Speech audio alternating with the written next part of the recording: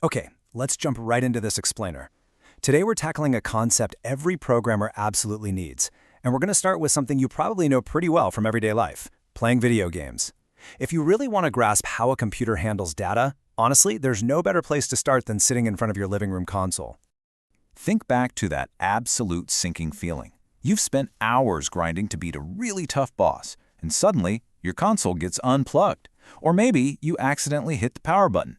Instantly, all that hard-earned progress just vanishes. It's totally devastating.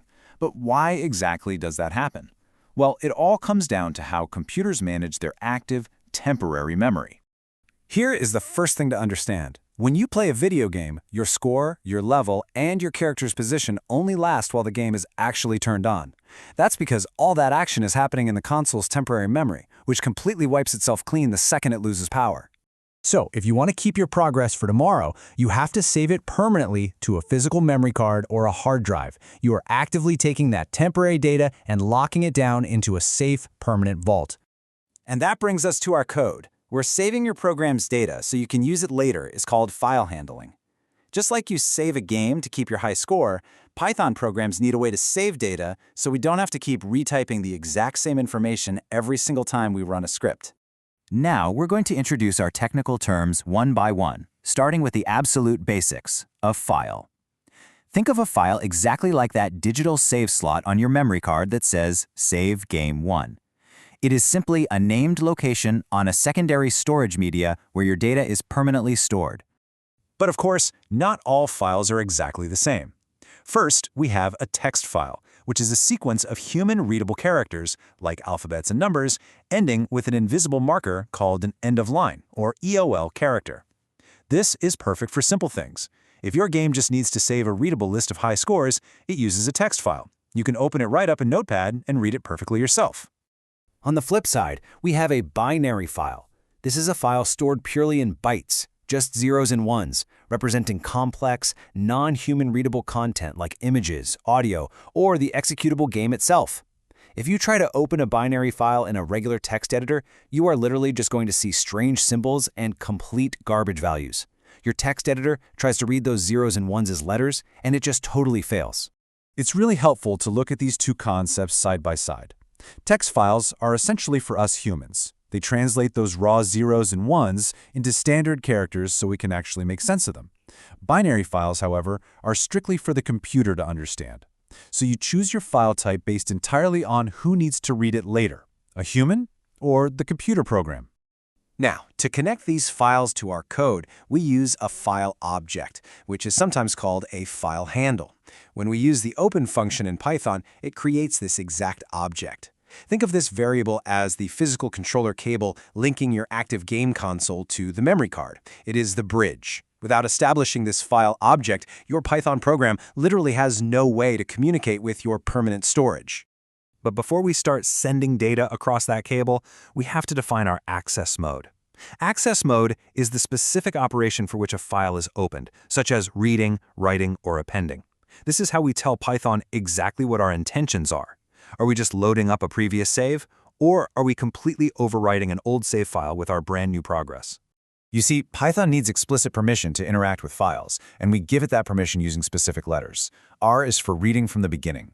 W is for writing, which completely overwrites the file from the beginning, so you definitely want to be careful with that one. If you just want to add a new high score to the bottom of the list without wiping the others, you use A for append. And if you're dealing with those complex binary files we talked about, you just tack on a B, making it RB or WB. Whenever you do file handling in Python, you are always going to follow 3 exact steps. Number 1, open the file. Number 2, read or write your data. And number 3, close the file. Just like playing a game, you plug in the memory card, make your changes, and most importantly, you must use the close method to safely eject. If you skip step 3, Python might leave data unsaved in a temporary buffer, and you could actually corrupt your entire file. When you are actually performing that second step, the reading or writing, Python gives you a few specific commands. To save data, you use write for a single string or write lines for a whole sequence. To load data back in, read grabs everything, read line grabs just one single line up to that hidden EOL character, and read lines, plural, pulls every single line into a neat Python list so you can easily loop through them. Now, you might be wondering, what happens if I forget to use the close method? Well, Python has a brilliant built-in safety net called the with clause. Instead of just typing open, you write with open as file object. Think of this as the ultimate autosave feature. It automatically closes the file for you the second your code finishes that block, even if the program crashes halfway through. It is an absolute lifesaver. Sometimes, though, you don't want to read a whole file from the very beginning. That is where an offset comes in. An offset is simply the number of bytes by which the file object is moved, so you can access data randomly instead of sequentially. Imagine you're playing a game, and you have a cheat code to fast forward directly to level 10 without having to slog through levels 1 through 9. That is exactly what an offset does. It lets you jump straight to the exact piece of data you want. To pull this off, Python gives us two fantastic methods. The seek method moves your cursor along the file's byte timeline, kind of like fast-forwarding or rewinding. So calling seek with the number 10 jumps you exactly 10 bytes in. Meanwhile, the tell method acts like a map. If you ever get lost in your file, calling tell returns an integer telling you exactly which byte position your cursor is currently sitting on. Okay, here is where things get really cool. Python has a feature called serialization, though programmers affectionately call it pickling. And no, pickling has absolutely nothing to do with preserving cucumbers. It is the process of transforming a complex Python object, like a dictionary or a list, into a stream of bytes so it can be safely stored in a binary file. Think of it as magically packing up your video game character's entire massive inventory, swords, potions, armor, into a tight little box of zeros and ones. And of course, if we can pickle, we can also unpickle, which is technically called de-serialization. This is simply the inverse process. It is that exact moment you load up your saved game the next day. The program takes that byte stream from the binary file and converts it right back into a live Python object.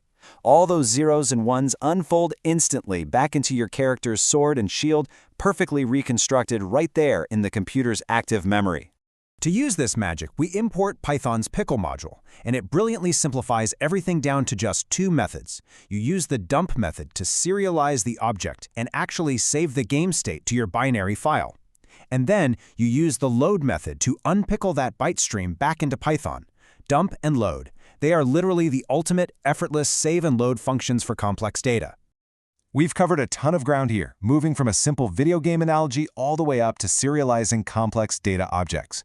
But to fulfill our promise and to make sure you are totally prepared for any exam, here is the exact textbook definition straight from our sources word for word. Remember this: a file is a named location on a secondary storage media where data are permanently stored for later access.